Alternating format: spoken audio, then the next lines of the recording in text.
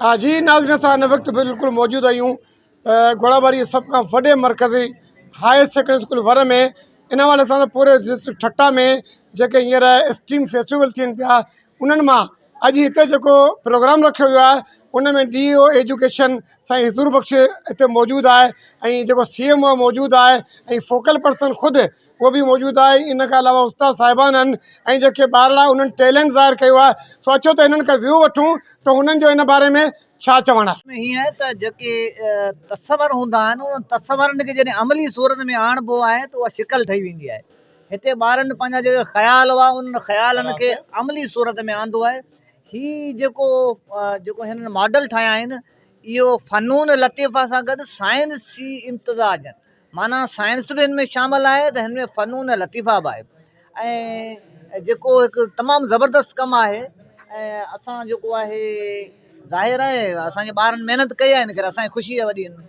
इंशाअल्लाह इहो सुठो लॻो, तमामु बहितरीनु अदा हुज़ूर बख़्श जेको आहे पंहिंजो ॿारनि जी महिनत असांखे ॾाढो ख़ुशि थिया आहियूं। ॾाढो महिनत सुठी कमु आहिनि असांजी। जीअं त पूरी सिंध जे स्कूलनि वांगुरु मिनिस्टर एजुकेशन साईं सरदार शाह जे तरफ़ां जेको इहो प्रोग्राम हले पियो असांजे सरकारी स्कूलनि में, उन सिलसिले में अॼु government boys higher secondary school वर में असांजे ॿारनि जेको सो साइंस सां गॾु फ़नून लतीफ़ा जे हिसाब सां जेके से पंहिंजे सलाहियतनि खे अॼु थोरो शो कयो आहे, उन ते असां ज़बरदस्त जेको सो उन्हनि जी हिम्मत अफ़ज़ाई करियूं था।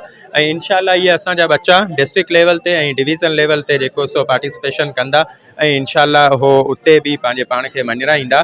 ऐं असां शुक्रगुज़ार आहियूं DO एजुकेशन साईं मोहतरम साईं हुज़ूर बख़्श ख़ासकेली साहिब जिन जा, CMO ठट्टा साहिब जिन जा, साईं असांजो सर ज़ीशान पलीजो साहिब फोकल पर्सन स्टीम ठट्टा, उन्हनि जी महिरबानी आहे जिन अची करे असांजे ॿारनि जी हौसला अफ़ज़ाई। अस्सलाम वालेकुम जी। स्टीम मुक़ाबिलो स्कूल राउंड 2026 में हिकिड़ो टीचर चैलेंज असांखे मिलियलु हुयो, जंहिंमें इहो असांखे चैलेंज हो त तव्हां क्लास खे कीअं रीडिज़ाइन करे सघो था। माना पहिरीं जीअं नॉर्मल जे ट्रेडिशनल तरीक़े सां पाण क्लास रूम खे वेही करे पढ़ायूं था, तव्हां उन में कहिड़ी अहिड़ी चेंज आणे सघो था जंहिंसां ॿारनि में उहा बहितरी अचे। त असां जेको क्लास जो डेकोरम रखियो उन में असां पहिरीं त उन क्लास खे पूरो राउंड टेबल में कयो, छो त हूअं ईअं हूंदो न त पाण कुझु ॿार जेके हूंदा आहिनि सो फ्रंट बेंचर, कुझु बैक बेंचर, कुझु जेके बैक बेंचर उहे माना सदाईं पुठिते रहणु पसंदि कंदा आहिनि, अॻिते उहो न वधी सघंदा आहिनि। त राउंड टेबल जो फ़ाइदो इहो थो थिए त सभिनि में हिकिड़ी इक्वलिटी थिए थी। माना को ॿार बि माना हुन में पाण खे कमु त नथो महसूसु करे, सभिनि खे हिकिड़ो इक्वल हिकिड़ो फ्रेंडली माहौल मिले थो एनवायरनमेंट क्लास जो। तमामु ज़बरदस्त आहे, ॿारनि जो टैलेंट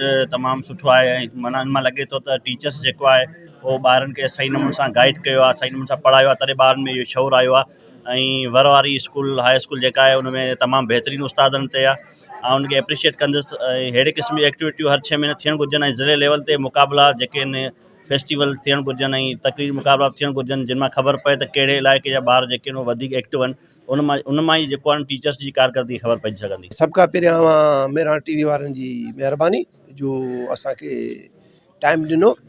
अदा जीअं त हीअ असांजे मिनिस्टर साहिब ऐं सिंध गवर्नमेंट जो फ़ैसिलो आहे ऐं इहो मथां खां जेको यूनिसेफ जे तावन सां हिकिड़ो ठहियो आहे त पंहिंजे ॿार जे सॼी सिंध में स्कूलनि में अहिड़ा को प्रोग्राम साइंस जा ठाहियो जीअं नंढे ॿार खे ऐं तख़लीक़ करण जो ध्यानु वधे ऐं उन में तख़लीक़ करण जो रुझान वधे ऐं ईअं खणे चओ त उहो हिकिड़ो नंढो साइंसदान थिए। त उन जे सिलसिले में असांजे डिस्ट्रिक्ट जे पूरे जेके स्कूलनि में ये पंहिंजा स्ट्रीम जा मुकाबला जारी हैं, असां विजिट कयूं पिया, उते ॾिसूं पिया। बच्चों ने जो है वो काफ़ी यहाँ मेहनत की है, डिफरेंट साइंस और टेक्नोलॉजी के प्रोजेक्ट इधर इन्होंने डिस्प्ले किए हैं।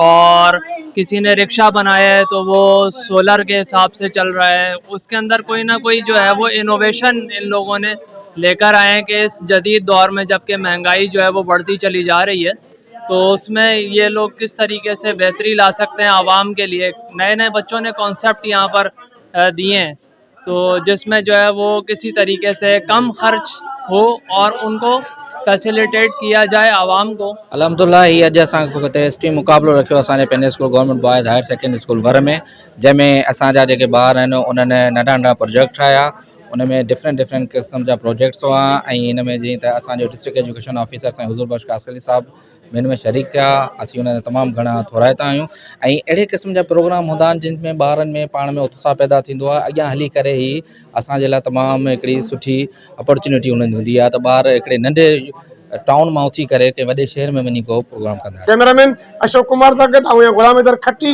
Mehran TV news, घोड़ाबारी।